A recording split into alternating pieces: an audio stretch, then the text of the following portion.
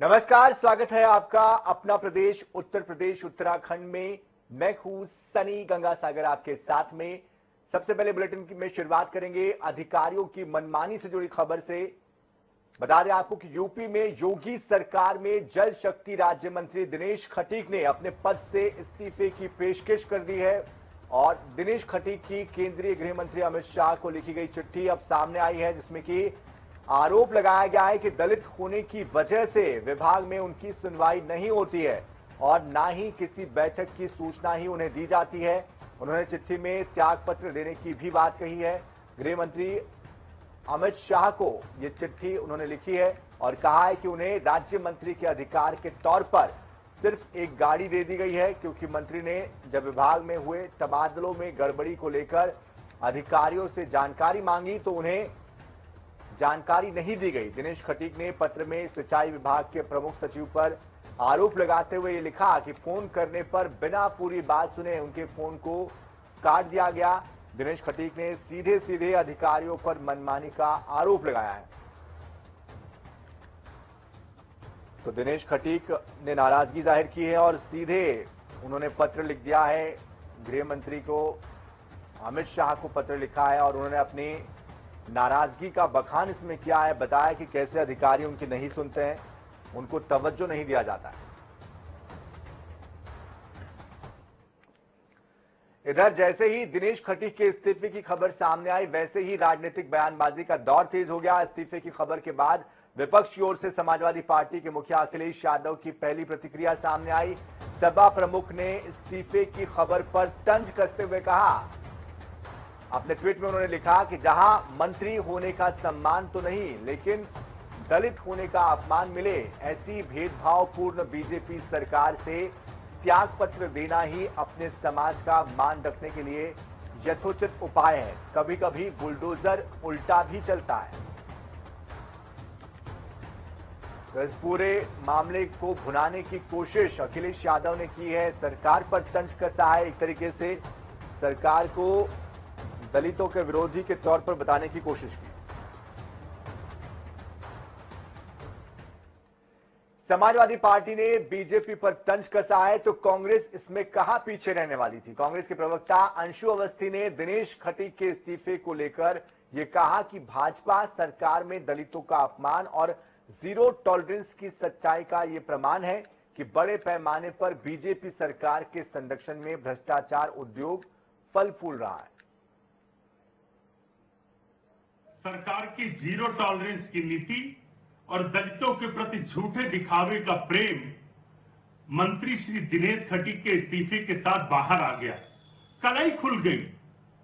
पहले ही कांग्रेस पार्टी इस बात को लेकर लगातार सवाल कर रही थी कि प्रदेश में लगातार भ्रष्टाचार हो रहा है, दलितों पर अत्याचार हो रहा है, लेकिन भाजपा सरकार हर बार उनको ढकने का प्रयास करती रही। हाथरस, उम्बा, लखीमपुर, आजमगढ़ जैसी घटनाएं इस बात का प्रमाण है कि सरकार ने दलितों को लेकर कोई काम नहीं किया, सिर्फ और सिर्फ उन्हें अपमानित करती रही। कांग्रेस पार्टी मांग करती है कि इस घटना की निष्पक्ष जांच हो और जो भी दोषी हैं उनसे रिकवरी हो, उनके साथ उनको सलाखों के पीछे भेजा।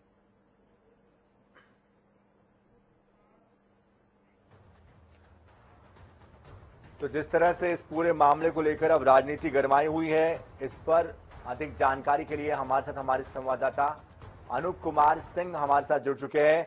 अनूप, कहीं ना कहीं विपक्ष को बैठे बिठाए एक बड़ा मुद्दा मिल गया है।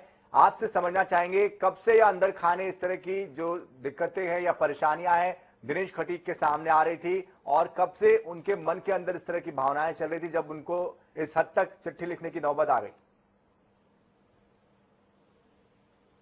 और देखिए, ये चर्चा भी 2 दिनों से ही है, लेकिन पहले से जरूर कुछ न कुछ चल रहा होगा। दिनेश खटीक ने जिस तरीके से अपने जो त्यागपत्र जो भेजा है अमित शाह और जेपी नड्डा बीजेपी के राष्ट्रीय अध्यक्ष को, उसके साफ तौर से कई आरोप, गंभीर आरोप लगाए हैं। पहला आरोप उनका है कि उनकी जो अधिकारी उनकी बात नहीं सुनते हैं, उनकी उपेक्षा की जा रही है उनके विभाग में। जल शक्ति विभाग के राज्य मंत्री है दिनेश खटीक। कल से ही खबरें चालू हो गई थी, लेकिन हम लोग सूत्रों के हवाले से खबरें मिली थी, लेकिन आज जब उनका एक जो त्यागपत्र है वो वायरल हुआ तब इस खबर पर कहीं न कहीं गुहर लग जाती है। और सुबह वो जिस तरीके से वो अपने उसका मेरठ से उसके बाद दिल्ली के लिए रवाना हुए थे, तब भी कुछ जानकारियां मिली है कि मामला कुछ कहीं ना कहीं गड़बड़ है।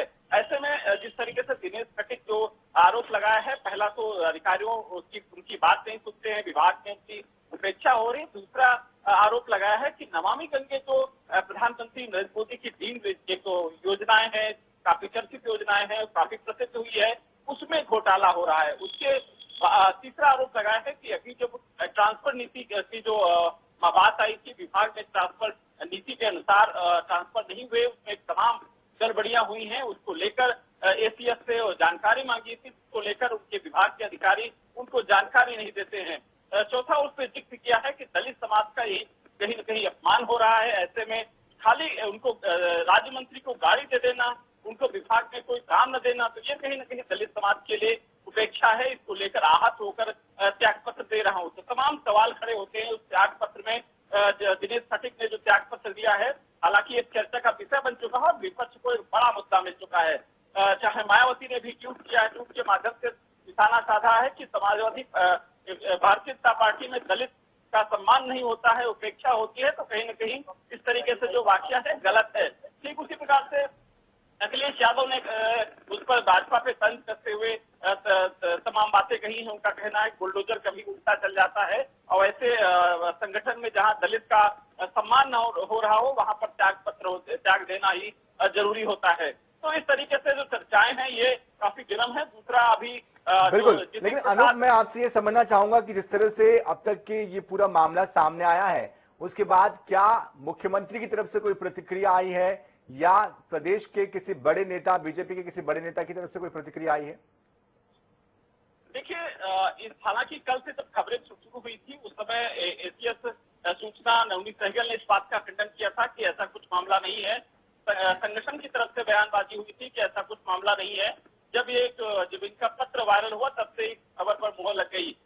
लेकिन अभी तक मुख्यमंत्री की तरफ से कोई इस बात की बयानबाजी नहीं हुई है, ना ही इस बारे में कुछ बात करते नजर आए हैं। लेकिन इतना जरूर है कि मामला दिल्ली पहुंच चुका है और संवैधानिक रूप से वो देखा जाए तो जो मंत्री कभी इस्तीफे की पेशकश करते हो तो राज्यपाल को भेजते हैं। ये संवैधानिक पद राज्यपाल का होता है। ऐसे में जो दिनेश खटीक राज्यपाल को इस्तीफा न भेजकर अमित शाह को इस्तीफा भेजना, जेपी नड्डा को इस्तीफा देना, ये कहीं न कहीं मुझे लगता है एक बार्गेनिंग भी हो सकती है, चेतावनी भी हो सकती है। हो सकता है मामला दिल्ली जाकर के सुलझ जाए। लेकिन विपक्ष बिल्कुल कहीं ना कहीं प्रेशर पॉलिटिक्स यहाँ पर दिखाई देती हुई यहाँ दिखाई दे रही है। यूपी में प्रेशर पॉलिटिक्स पहले भी होती रही है और एक बार फिर से यहाँ प्रेशर पॉलिटिक्स करते हुए दिखाई दे रहे हैं दिनेश खटीक। बहुत बहुत शुक्रिया अनूप इस पूरी जानकारी के लिए। आगे भी आपसे अपडेट्स हम लेते रहेंगे। तो इधर सपा नेता आजम खान के बयान पर उनके बेटे अब्दुल्ला आजम ने सफाई दी है। अब्दुल्ला आजम ने कहा है कि जो आजम खान का बयान था वो ओपी राजभर के लिए कहा गया था। आजम खान ने ओपी राजभर के लिए कहा था कि उन्होंने सुबह सपा के राष्ट्रीय अध्यक्ष को कभी धूप में खड़ा नहीं देखा।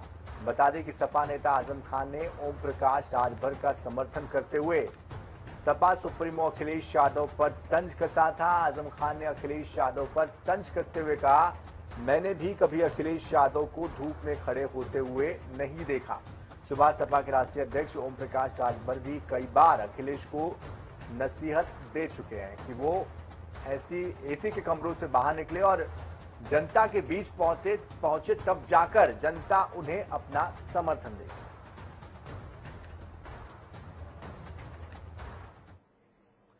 तो जहां एक और आजम खान के बयान पर अब्दुल्ला आजम सफाई देते हुए दिखाई दे रहे, तो वही सुबह सपा के राष्ट्रीय प्रवक्ता अरुण राजभर ने भी आजम के बयान पर अपनी प्रतिक्रिया दी है, अपनी राय दी है और उन्होंने कहा है कि आज आजम खान ने ओपी राजभर के बयान का समर्थन किया है, कल सपा के बड़े बड़े नेता उनका समर्थन करेंगे। और उन्होंने कहा कि अखिलेश यादव ट्विटर और फेसबुक पर 2024 का चुनाव नहीं लड़ सकते।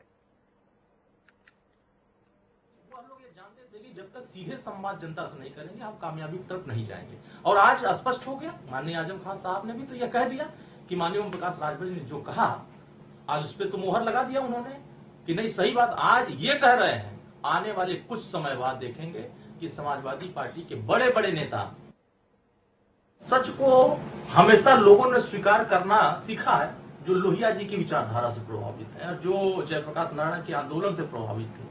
जो आदरणीय मुलायम सिंह यादव जी के साथ चलने वाले लोग थे, वो हम लोग ये जानते थे कि जब तक सीधे संवाद जनता से नहीं करेंगे हम कामयाबी की तरफ नहीं जाएंगे।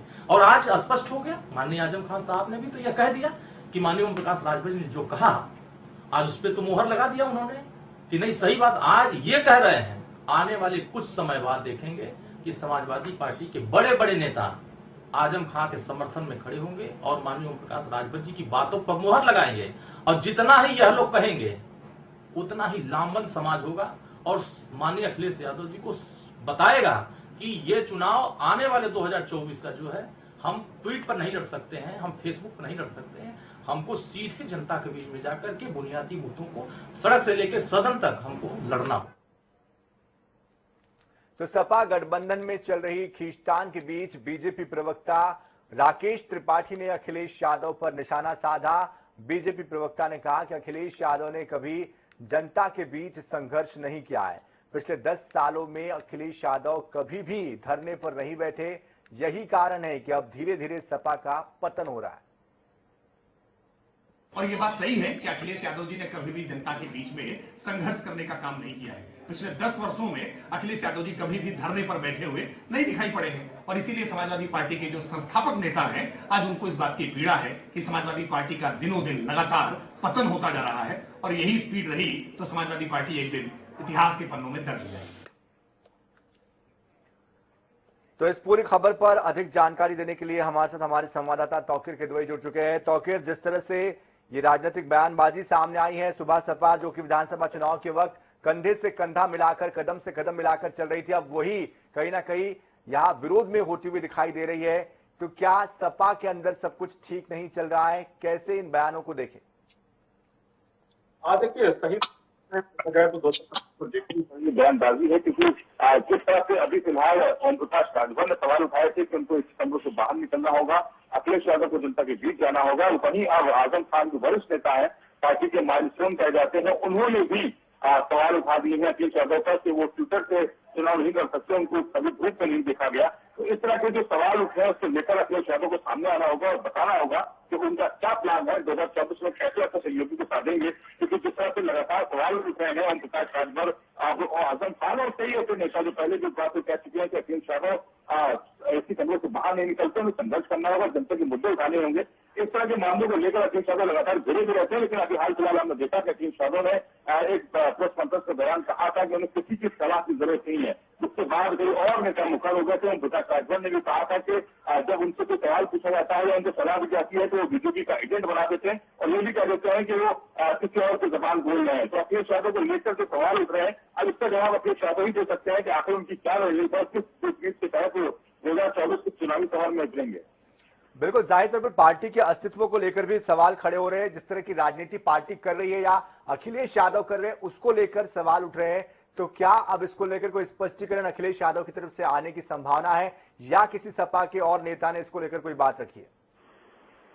देखिए, अभी किसी और सपा के नेताओं ने कोई बात नहीं की है, लेकिन शिवपाल यादव इस बात को लगातार कहते आया कि जिस तरह संगठन को लेकर चलना चाहिए अखिलेश यादव उसका कमजोर हुए हैं और यही वजह है कि समाजवादी पार्टी लगातार पीछे हो रही है, कमजोर हो रही है। कई चुनाव हार चुके हैं 2014 से लगातार, जो 14 वर्ष से चुनाव हुए, 2014 का चुनाव लोकसभा में यहाँ पर बहुत खराब प्रदर्शन रहा समाजवादी पार्टी का। उसके बाद 2017 का चुनाव जो विधानसभा का था वो हारे। फिर 2019 का लोकसभा चुनाव है जिसमें 10 सीटें बहुजन समाज पार्टी जीती, इसकी 5 सीटें बड़ी समाजवादी पार्टी को संतोष करना पड़ा था। और 2022 का चुनाव जहाँ पर केवल दावेदार माने जा रहे थे, लेकिन वहां पर भी हार का सामना करना पड़ा। तो कहीं ना कहीं समाजवादी पार्टी के राष्ट्रपति अखिलेश यादव सवालों के घेरे में है और उनको जवाब देना होगा कि जो सहयोगी दल उनके साथ कैसे साधेंगे कि 2024 एक बड़ा चुनाव माना जा रहा है और उत्तर प्रदेश से ही केंद्र का रास्ता भी जाता है। तो ऐसे में उत्तर प्रदेश की राजनीति अखिलेश यादव को भी तय करनी पड़ेगी और उसमें सहयोगी के साथ साथ रखेंगे। और जो बड़े नेता है आजम खान और शिवपाल जैसे नेता, वो किस तरह साथ होंगे, अलग होंगे, इस पर तस्वीर साफ करनी होगी। बिल्कुल, जाहिर तौर पर जिस तरह की अंदर गतिविधियां चल रही है उसके बाद पार्टी को अब सचेत होने की जरूरत है, अपने आप को और मजबूत करने के लिए नए सिरे से काम करने की जरूरत है। बहुत बहुत शुक्रिया इस पूरी जानकारी के लिए, तौकीर किदवई हमारे साथ जुड़ने के लिए। चलिए रुक करते अगली खबर का। सावन शुरू होते ही हरिद्वार में कांवड़ियों का पहुंचना भी शुरू हो चुका है और इस दौरान कांवड़ियों को किसी भी तरह की कोई परेशानी ना हो, इसके लिए प्रशासन भी मुस्तैद है। इसके अलावा मुख्यमंत्री पुष्कर सिंह धामी खुद इस बात का ध्यान रख रहे हैं कि कांवड़ियों को कोई दिक्कत ना हो, यात्रा आसानी से हो जाए। और इसी कड़ी में सीएम धामी ने कांवड़ मेले की व्यवस्थाएं देखी। खुद हरिद्वार पहुंचे। डाम कोठी के पास ओम सेतु गंगा घाट पर सुबह कांवड़ियों के स्वागत कार्यक्रम में वो शामिल हुए। सीएम धामी ने वहां आने वाले कांवड़ियों का पैर धोकर सम्मान किया।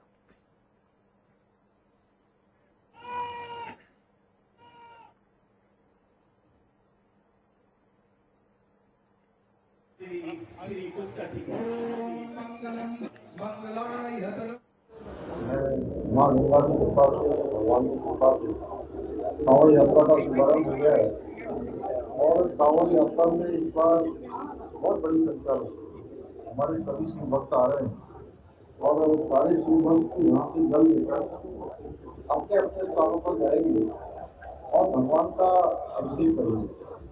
तो हम उनका माँ गंगा की पावन तट पर गंगा की नगरी हरिद्वार सभी शिव भक्तों का, सभी कांवड़ यात्रा यात्रियों का सबका स्वागत करते हैं, उनका अभिनंदन करते हैं, उनको नमन करते हैं।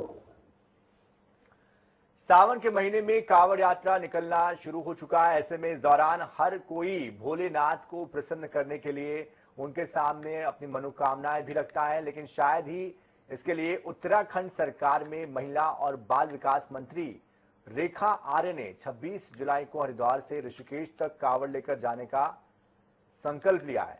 ऐसा अमूमन होता नहीं है, लेकिन ये एक नया संकल्प वो लेकर कांवड़ यात्रा पर जाने की बात कह रही है। 25 किलोमीटर की कांवड़ यात्रा की शुरुआत हरिद्वार के गंगा घाट में पूजा पाठ के साथ सुबह 7 बजे से होगी और दोपहर के बाद ऋषिकेश के वीरभद्र महादेव मंदिर में जलाभिषेक के साथ इस यात्रा का समापन होगा। मंत्री रेखा आर्य ने कहा है कि वो प्रदेश में बेटियों के घटते लिंगानुपात से चिंतित है और ऐसे में उन्होंने संकल्प के तौर पर कांवड़ ले जाने का फैसला लिया।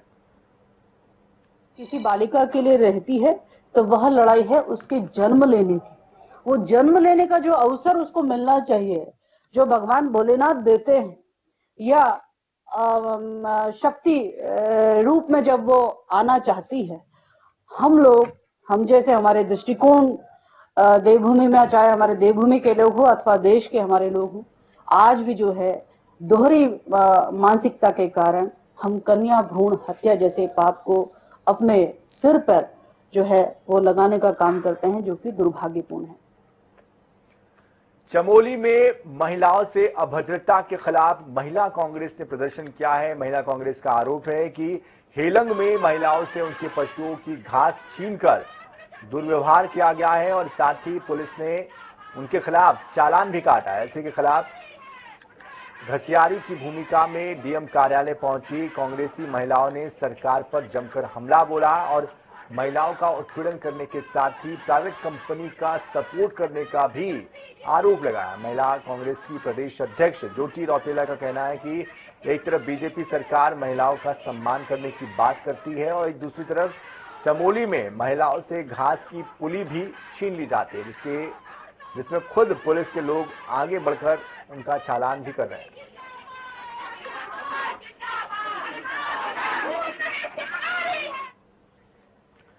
उत्तराखंड राज्य में भारी बारिश के अलर्ट के बीच सीएम धामी ने हालात और तैयारियों का जायजा लिया। इसके लिए सीएम धामी सचिवालय में मौजूद आपदा कंट्रोल रूम पहुंचे और इस दौरान मुख्यमंत्री ने कहा कि भारी बारिश की संभावनाओं को देखते हुए लगातार अलर्ट रहने की जरूरत है। आपदा को लेकर की गई तैयारियों का नियमित रूप से परीक्षण किया जाए।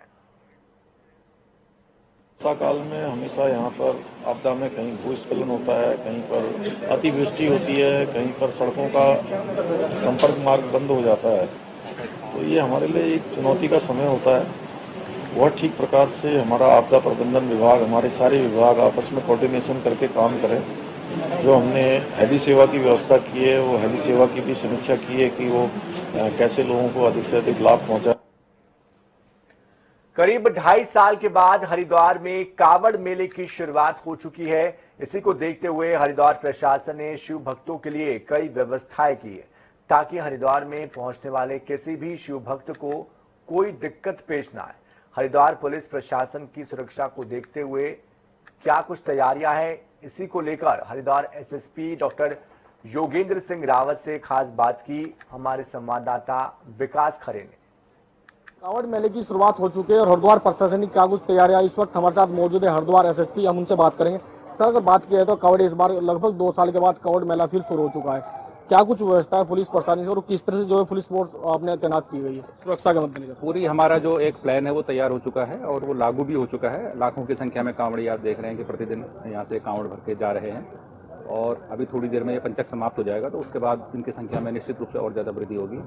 हमारे जो सारे डाइवर्जेंस प्लान्स हैं वो ओके हैं, पार्किंग्स में पर्याप्त पुलिस की व्यवस्था है, जो इंफ्रास्ट्रक्चर के काम है वो लगभग सारे पूरे हो चुके हैं और एक जो हाईवे की एक लेन है वो हमने पूरी तरह से कांवड़ियों के लिए आरक्षित की है और दूसरी लेन पर हम जो स्थानीय ट्रैफिक है और जो इमरजेंसी सर्विसेज है उसको रन कराने का काम कर रहे हैं। तो सारी व्यवस्थाएं चाक चौबंद है, गंगा मैया की कृपा से सब अच्छा रहेगा। सर, बात की जाए तो कितनी कंपनी हरिद्वार में लगाई गई है और सुरक्षा के मद्देनजर सर बॉर्डर पर किस तरह की सुरक्षा आपने बढ़ाई गई है? बॉर्डर पे हमारी पुलिस तैनात है जिसमें पैरामिलिट्री भी है, कुल 6 कंपनी पैरामिलिट्री की और 13 कंपनियां पीएसी की इस समय तैनात हैं। इसके अलावा करीब 2500 के आसपास पुलिसकर्मी भी तैनात हैं। बीडीएस, एटीएस, जल पुलिस, फ्लड कंपनी, इन सारों के कंपोनेंट भी लगातार काम कर रहे हैं। सर, लगभग संभावना क्या कुछ बताई जा रही है? कांवड़िया कितने हरिद्वार पहुंचे कि करोड़े के लगभग संख्या इस बार हरिद्वार कांवड़िया जो शिव भक्त पहुंच रहे हैं, हालांकि पंचक अब खत्म हो जाएगा, तो इसको देखते हुए सर क्या कुछ व्यवस्था की गई? सर, ट्रैफिक की अगर बात की जाए तो सर जिस तरह से कांवड़े की सर काफी ट्रैफिक आएगा। जैसे कि मैंने बताया कि जो हमारी 6 लेन रोड है इसका जो 3 लेन बाईं तरफ वाले हैं ये हमने पूरी तरह से कांवड़ियों के लिए आरक्षित कर दिए हैं एग्जिट के लिए और इन पर हम सारे कांवड़ियों को निकालेंगे। हमें उम्मीद है कि करीब 4 करोड़ के आसपास पूरे मेले के दौरान हरिद्वार और इसके आसपास के जो जनपद हैं, पौड़ी भी है, टिहरी भी पड़ता है, इसमें इनका करीब आगमन। सर, कितने सेक्टर कितने जोन बनाए गए हरिद्वार में? यहाँ पर हमारे 32 जोन हैं और 133 हमारे टोटल कुल सेक्टर्स हैं, जिनमें से कुछ सेक्टर्स को हमने चूंकि अधिकारियों के कारण हमने मर्ज भी किया है। बिल्कुल, ये था हमारे साथ हरिद्वार एसएसपी का साफ तौर पर कहना है कि सुरक्षा को देखते हुए जो पुलिस फोर्स तैनात है वो चप्पे चप्पे पर जो है पुलिस बल लगाया गया है ताकि सुरक्षा के मद्देनजर किसी भी प्रकार की कोई भी चूक ना हो। कैमरा पर्सन के साथ विकास करे, जनता टीवी हरिद्वार। तो इसी के साथ इस बुलेटिन में फिलहाल इतना ही। ताजा खबरों के लिए, अपडेट्स के लिए आप बने रहिए जनता टीवी के साथ। नमस्कार।